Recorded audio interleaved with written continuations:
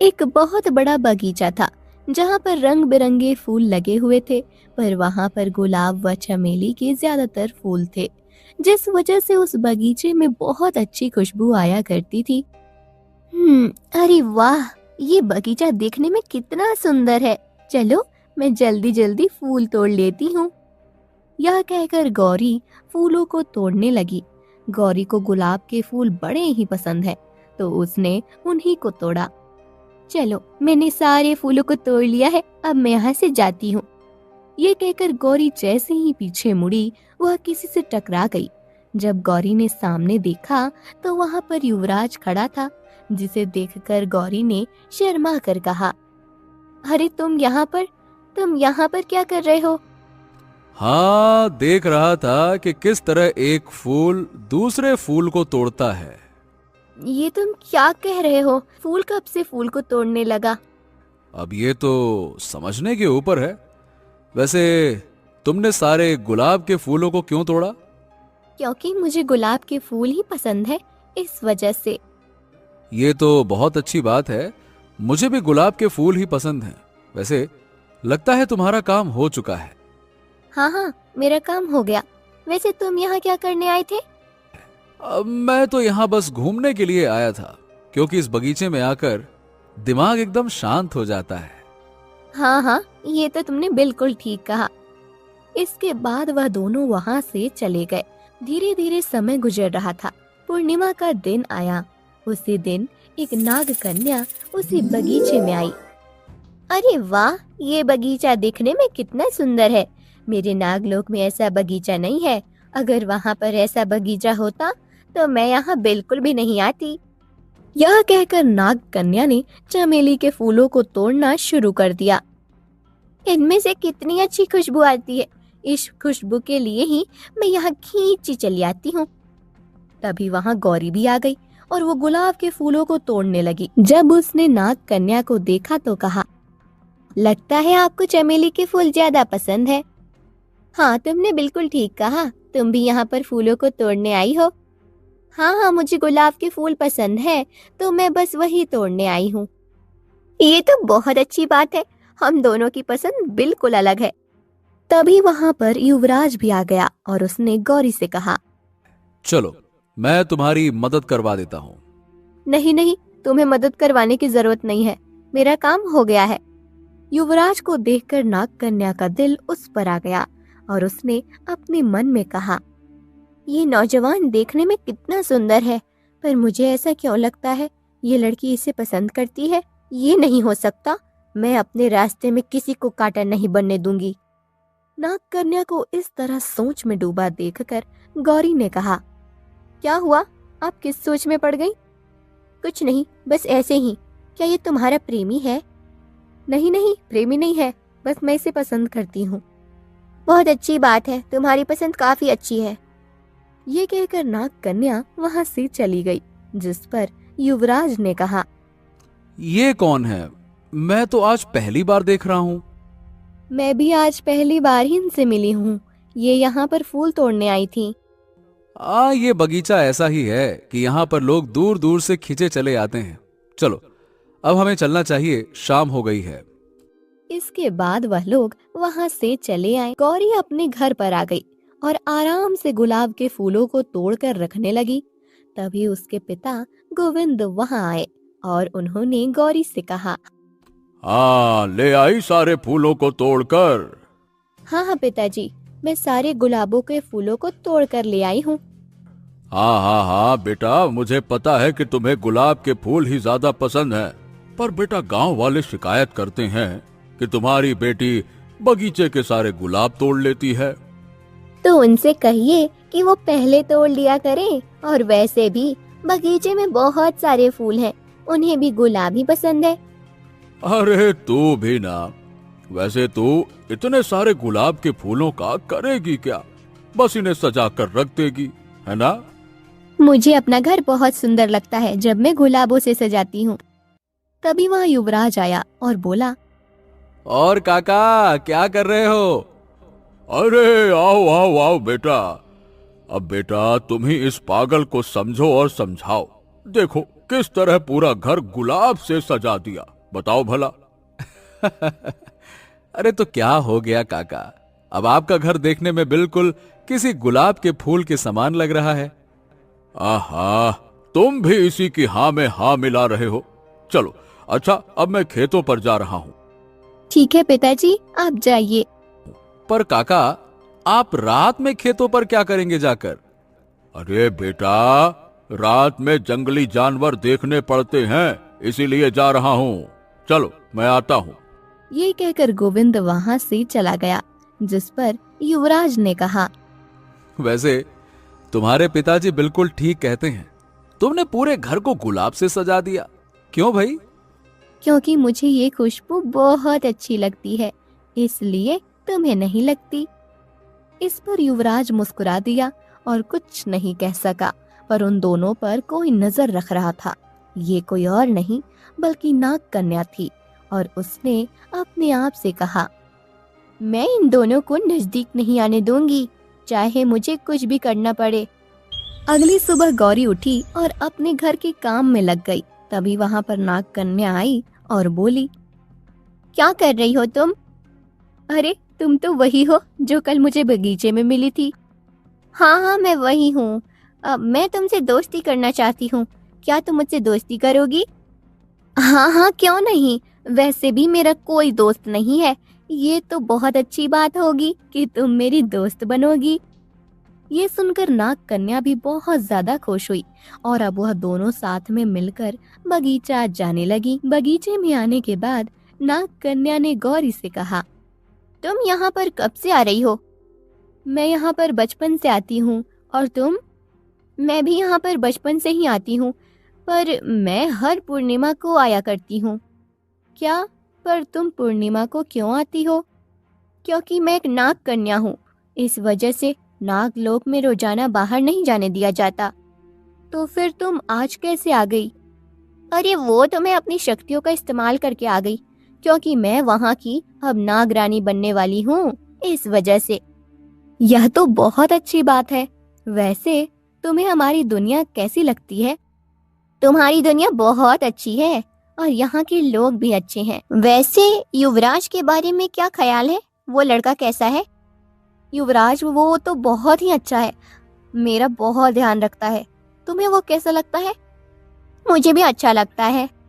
इसके बाद दोनों इसी तरह दिन गुजारा करते थे। समय तेजी से गुजर रहा था। अब गौरी नाग कन्या पर बहुत ज्यादा यकीन करने लगी। एक दिन दोनों बगीचे में घूम रही थी, तभी नाग कन्या जोर जोर से चिल्लाने लगी, मेरी मदद करो, जल्दी आओ गौरी, मेरी मदद करो, मेरे पैरों में कांटे लग गए हैं। क्या कांटे लग गए हैं?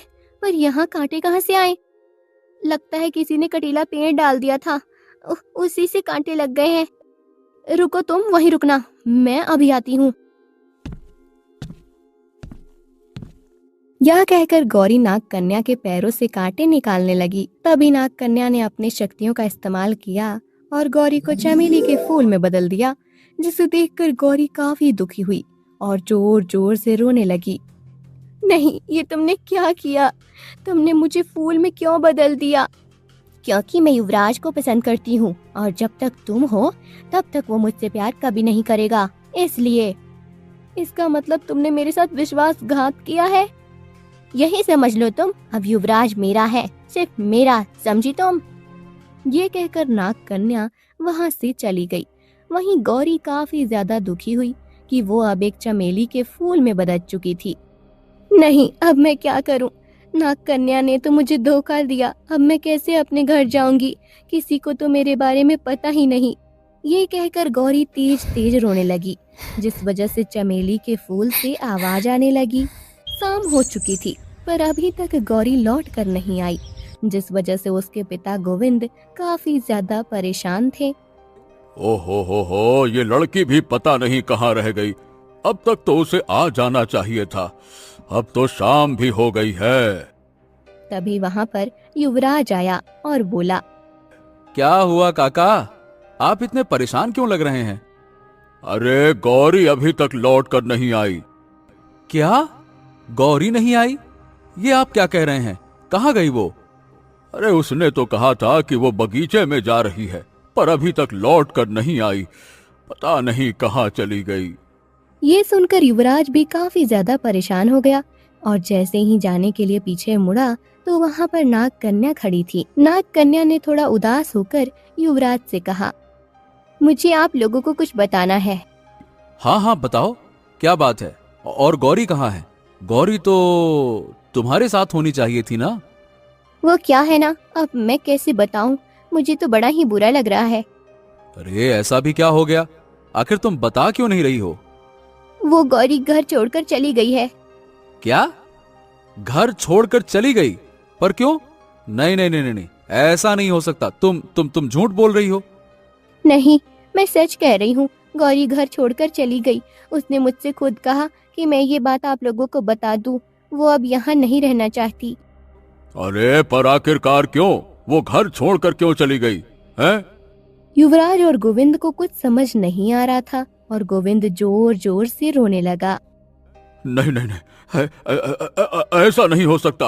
अरे मेरी बेटी घर छोड़कर नहीं जा सकती। तुम झूठ बोल रही हो, झूठ बोल रही हो तुम। ऐसा नहीं हो सकता। नहीं नहीं नहीं नहीं। हाँ काका काका, अपने आप को संभालिए संभालिए। आप परेशान मत होइए, सब कुछ ठीक हो जाएगा। हाँ, मैं ये बात नहीं मान सकता कि मेरी बेटी घर छोड़कर चली गई। अरे मैं उसे कितना प्यार करता था। ऐसे कैसे घर छोड़कर जा सकती है? नहीं नहीं नहीं नहीं, ये हो ही नहीं सकता। मुझे पता है अभी आप बहुत ज्यादा दुखी हैं, पर सच्चाई यही है। मैं भला झूठ क्यों बोलूंगी? गौरी ने मुझसे जो कहा मैंने आपको वो बता दिया।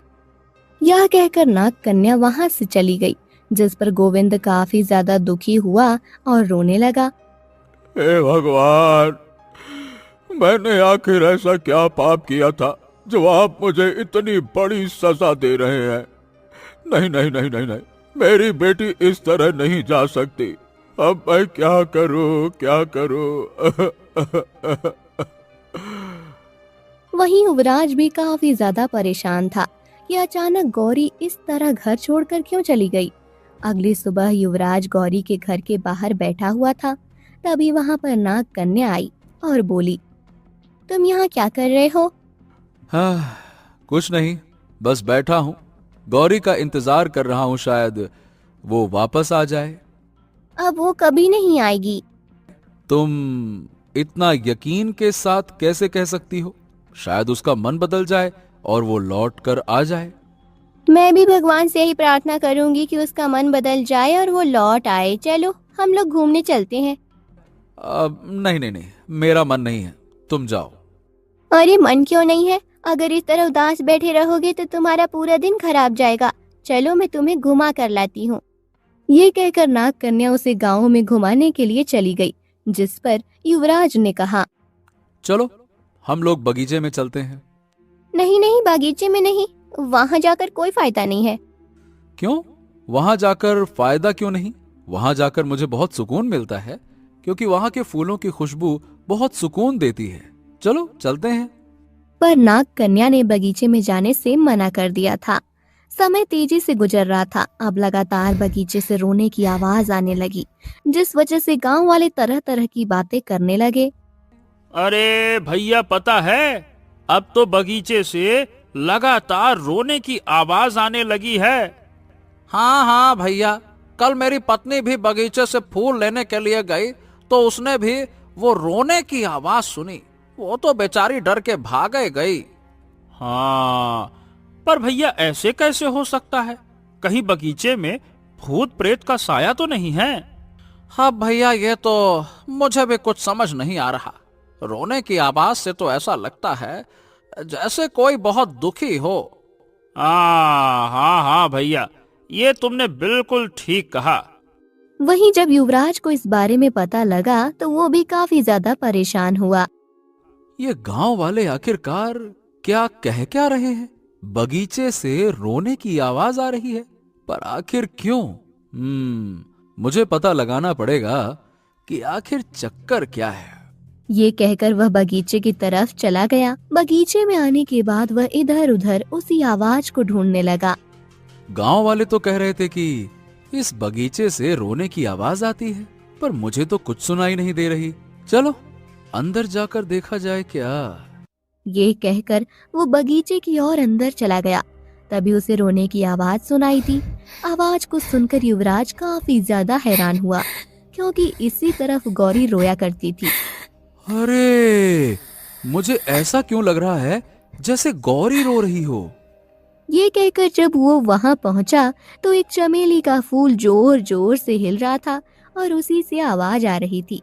ये देखकर युवराज ने कहा, अरे, ये आवाज तो इसी फूल से आ रही है, पर आखिर ऐसा कैसे हो सकता है। युवराज तुम आ गए, मेरी मदद करो, मैं तुम्हारा ही इंतजार कर रही थी। अरे, तुम मेरा नाम कैसे जानती हो? कौन हो तुम? अरे तुम भूल गए, मैं गौरी हूँ। क्या? गौरी? पर ये कैसे हो सकता है? नाग कन्या ने तो कहा था कि तुम गौरी घर छोड़ के चली गई है। नहीं नहीं, उसने झूठ बोला, मैं गौरी हूँ, मेरी मदद करो। ये सुनकर युवराज काफी ज्यादा परेशान हुआ और बोला, ये कैसे हो सकता है? अच्छा, ठीक है। तुम चिंता मत करो, मैं तुम्हारी मदद अवश्य करूंगा, चिंता मत करो। ये कहकर युवराज वहां से चला गया। युवराज को कुछ समझ नहीं आ रहा था कि वो क्या करे। अगर सच में वो गौरी है तो मुझे उसे असली रूप में लाना ही पड़ेगा, पर मैं किस तरह से उसे असली रूप में लेकर आऊं? ये कहकर वो जंगल की ओर अंदर चला गया और एक पेड़ के नीचे आकर बैठ गया। हे भगवान, मेरी मदद कीजिए, मैं उससे सच्चा प्रेम करता हूं। आखिर गौरी चमेली के फूल में कैसे बदल गई? ये सब कैसे हुआ? अभी युवराज उस पेड़ के नीचे बैठा ही था, तभी वहां से एक साधु गुजरा। साधु ने युवराज को परेशान देखा तो कहा, अरे बेटा, क्या हो गया? तुम इतने परेशान क्यों लग रहे हो? क्या बात है? साधु को देखकर युवराज अपनी जगह से खड़ा हुआ और बोला, प्रणाम साधु महाराज। साधु महाराज, बात यह है कि मेरी दोस्त है, वो चमेली के फूल में बदल गई। अब समझ नहीं आ रहा कि मैं कैसे सही करूं। क्या चमेली के फूल में बदल गई? पर ऐसा कैसे हो सकता है? यही तो मुझे भी नहीं पता कि आखिरकार ये सब कुछ कैसे हुआ। साधु महाराज, अब आप ही कोई ऐसा मार्ग बताइए जिससे मैं उसे पहले जैसा बना सकूं। ये सुनकर साधु सोच में पड़ गए और बोले, एक उपाय है, उसे करने के लिए तुम्हें नागलोक जाना पड़ेगा। क्या? नागलोक? हाँ, तो ठीक है, आप बताइए मुझे करना क्या पड़ेगा। नागलोक में तुम्हें एक जादुई फूल मिलेगा। उस फूल का रस अगर तुम चमेली के फूल पर डालोगे तो वो फिर से पहले जैसे अपने असली रूप में बदल जाएगी। ये सुनकर युवराज काफी ज्यादा खुश हो गया और बोला, क्या आप सच कह रहे हैं? ऐसा हो सकता है? तो ठीक है महाराज। हाँ, पर बेटा, नागलोक जाना इतना आसान नहीं है। वहां जाने के लिए तुम्हें कई सारी परेशानियों का सामना करना पड़ेगा। मैं सारी परेशानियों का सामना करने के लिए तैयार हूं, क्योंकि मैं गौरी को हर हालत में पहले जैसा बनाकर ही रहूंगा। ये कहकर युवराज नागलोक के लिए चला गया, क्योंकि साधु ने उसे नागलोक जाने का रास्ता बता दिया था। वहीं दूसरी तरफ गोविंद अपने घर पर काफी दुखी बैठा था, क्योंकि अभी तक गौरी का कुछ पता नहीं लगा। हे भगवान, मुझे तो यकीन नहीं हो रहा, मेरी बेटी मुझे छोड़कर चली गई, पर आखिर उसने ऐसा किया क्यों? तभी वहां पर नाग कन्या आई और बोली, अरे काका, युवराज कहाँ है? दिखाई नहीं दे रहा। मुझे नहीं पता बिटिया, वो कहाँ है? क्या आपको नहीं पता? ठीक है। ये कहकर नाग कन्या वहां से चली आई और अपने आप से बोली, आखिर ये युवराज जा कहाँ सकता है? मुझे अपनी शक्तियों का इस्तेमाल करके पता लगाना पड़ेगा कि आखिर युवराज कहाँ है। ये कहकर नाग कन्या ने अपनी आंखों को बंद किया और उसे पता लगा युवराज नागलोक जा रहा है, जिसे देखकर वो काफी ज्यादा हैरान हुई। अरे, युवराज नागलोक करने क्या जा रहा है? नहीं, कहीं युवराज को पता तो नहीं लग गया। ये कहकर नाग कन्या भी वहां से चली गई। वहीं गोविंद काफी ज्यादा दुखी था। पता नहीं आखिरकार ये सब कुछ हो क्या रहा है। मैंने आखिर ऐसा कौन सा पाप किया था जो मुझे ये सब देखना पड़ रहा है। हे भगवान, मेरी बेटी को मुझे लौटा दीजिए। मैं बस आपसे इतनी ही प्रार्थना कर रहा हूँ, लौटा दीजिए, लौटा दीजिए। युवराज नदी के सामने खड़ा हुआ था, क्योंकि इसी नदी के अंदर उसे नागलोक मिल जाएगा। साधु महाराज ने यही नदी बताई है, मुझे इसी के अंदर जाना चाहिए। ये कहकर युवराज उसी नदी के अंदर चला गया। उसने देखा वहाँ पर बहुत सारे नाग की आकृतियां बनी थी, जिसे देखकर उसने कहा, ओ, तो इसका मतलब यही नागलोक जाने का रास्ता है। वह धीरे धीरे आगे बढ़ रहा था। तभी उसे एक अलग दुनिया दिखाई दी, जिसे देखकर उसने कहा, हाँ, इसका मतलब मैं नागलोक आ गया। अब मुझे जल्दी से नागलोक का बगीचा ढूंढना है। युवराज सभी की नजरों से बचता हुआ बगीचे में आ गया। बगीचे में आने के बाद उसने अपने आप से कहा, कहाँ होगा? हे भोलेनाथ, मेरी मदद करना। कहीं ऐसा ना हो कि यहाँ कोई मुझे देख ले। ये कहकर वह उस बगीचे में जादुई फूल को ढूंढने लगा। तभी उसे एक तेज रोशनी वाला फूल दिखाई दिया, जो लाल रंग का था। उस फूल को देखकर उसने कहा, हाँ, लगता है यही वो फूल है जिसके बारे में साधु महाराज बता रहे थे। यह कहकर युवराज ने उस फूल को तोड़ लिया और वहां से जाने लगा। तभी अचानक वह बुरी तरह हैरान हुआ, क्योंकि वहां नाग कन्या खड़ी थी, जिसे देखकर युवराज ने हैरानी से कहा, तुम यहाँ क्या करने आई हो? ये सुनकर युवराज काफी हैरान हुआ और उसे सारी बात समझ आ गई। अच्छा, अब मैं समझा। इसका मतलब ये है कि तुमने ही गौरी को चमेली के फूल में बदल दिया, है ना? ये सुनकर नाग कन्या शांत रह गई, जिस पर युवराज ने कहा, सुनो, अगर गौरी ठीक नहीं हो सकती तो मैं भी उसके बिना जिंदा नहीं रहूंगा, समझी तुम? ये तुम क्या कह रहे हो? तुम उस लड़की के लिए अपनी जान दे रहे हो, जबकि मैं उससे ज्यादा शक्तिशाली हूँ। अरे तुम्हें मैं क्या कहूँ, तुम्हें तो प्रेम का मतलब ही नहीं पता। शक्तिशाली होने से तुम मेरी प्रेमिका नहीं बन जाओगी। मैं तुम्हारी शक्ति से प्रेम नहीं कर सकता। मैं सिर्फ गौरी से प्रेम करता हूँ, उसकी सादगी से, उसकी सच्चाई से, उसके दिल से, और मैं उसी से प्रेम करूंगा, समझी? ये सुनकर नाग कन्या को बहुत गुस्सा आया और उसने कहा, अगर ऐसी बात है तो मैं तुम्हें भी मार डालूंगी। हाँ तो ठीक है, मुझे मंजूर है। अगर तुम यही चाहती हो तो तुम मुझे मार डालो। अगर तुम्हारे प्रेम करने का यही तरीका है तो मुझे कोई एतराज नहीं, पर मैं मरते दम तक, आखिरी सांस तक, मैं सिर्फ गौरी से प्यार करता हूँ, गौरी से, तुमसे नहीं। ये सुनकर नाग कन्या काफी हैरान हुई और फिर सोच में पड़ गई। काफी देर सोचने के बाद उसने कहा, मुझे माफ कर दो, मुझे प्रेम का मतलब समझ आ गया है। अब मैं तुम्हारे बीच कभी नहीं आऊंगी। ये कहकर नाग कन्या युवराज के रास्ते से हट जाती है, जिसे देखकर युवराज वहां से चला गया। बगीचे में आने के बाद युवराज उसी चमेली के फूल के पास पहुंचा और अपने आप से बोला, हाँ, अब जल्दी से इस जादुई फूल का रस उसी चमेली के फूल पे डाल देता हूँ, जिससे गौरी फिर से पहले जैसी हो जाएगी। ये कहकर उसने उस फूल का रस चमेली के फूल पर डाला तो एक तेज रोशनी हुई और अगले ही पल वो चमेली का फूल गौरी में बदल गया।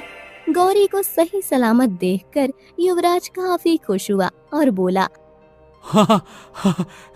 गौरी तुम ठीक तो हो ना? हाँ, मैं ठीक हूँ।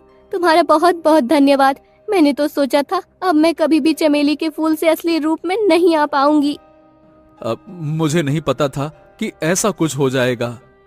तुम बिल्कुल ठीक कह रहे हो। मुझे भी कहाँ पता था कि नाग कन्या मेरे साथ ऐसा कुछ करेगी। ये सब उसी ने किया है। देखो, मुझे पता लग गया है गौरी कि तुम्हारे साथ नाग कन्या ने ही ऐसा किया है, पर अब उसे अपने किए का पश्चाताप है और अब वो कभी भी हमारे बीच में नहीं आएगी। यह सुनकर गौरी काफी ज्यादा खुश हुई और बोली, चलो हमें घर चलना चाहिए। मेरे पिताजी काफी ज्यादा परेशान होंगे। हाँ, तुमने ठीक कहा। अरे तुम्हारे पिताजी, वो बेचारे काका बहुत दुखी हैं। चलो चलो चलो। इसके बाद वह लोग वहां से घर आ गए।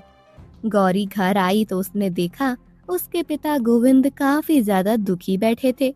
अपने पिता को दुखी देखकर गौरी ने कहा, पिताजी मैं आ गई हूँ, अब आपको दुखी होने की जरूरत नहीं है। हाँ हाँ ए मेरी बेटी, तू आ गई। अरे बेटा, पर तू घर छोड़कर क्यों चली गई थी? अरे बेटा, क्या मुझसे कोई गलती हो गई थी क्या? अगर गलती हो गई थी तो मुझे बता तो देती। नहीं नहीं, मैं घर छोड़कर नहीं गई थी। क्या? घर छोड़कर नहीं गई? पर तेरी सहेली ने तो कहा था कि तू घर छोड़कर चली गई। ये सुनकर मैं भी काफी हैरान था, लेकिन ये सुनकर गौरी काफी हैरान हुई और उसने युवराज की तरफ देखा, जिस पर युवराज ने कहा, काका, उसने हमसे झूठ कहा। असल में वो कोई इंसान विंसान नहीं, बल्कि नाग कन्या थी जो रूप बदलकर गौरी के साथ घूम रही थी। क्या नाग कन्या थी वो? बाप रे बाप! पर आखिर उसने मेरी बेटी के साथ ही ऐसा क्यों किया? काका काका काका, अब ये बहुत लंबी कहानी है, इन सब के बारे में मत सोचो, मैं फिर कभी आपको बताऊंगा। अब तो आप खुश हो जाओ कि आपकी बेटी मिल गई है, गौरी। अरे हाँ हाँ, मैं बहुत खुश हूं। अब मैं तुझे कभी नहीं जाने दूंगा बेटा, क्योंकि तेरे जाने के बाद ये घर बड़ा वीरान हो गया था। मैंने तो सोचा था कि तू अब कभी मिलेगी नहीं, मैं तुझे कभी देख ही नहीं पाऊंगा। मैंने भी यही सोचा था कि मैं अब कभी भी आपसे नहीं मिल पाऊंगी, पर वो तो अच्छा हो जो युवराज ने मुझे बचाया। क्या? युवराज ने तुझे बचाया? हाँ, तुम्हारा बहुत बहुत धन्यवाद बेटा, जो तुम मेरी बेटी को बचा कर लाए। बहुत बहुत धन्यवाद। अरे काका, आप ऐसा क्यों कह रहे हो? ये तो मेरा फर्ज था, गौरी को मैं कुछ नहीं होने दूंगा।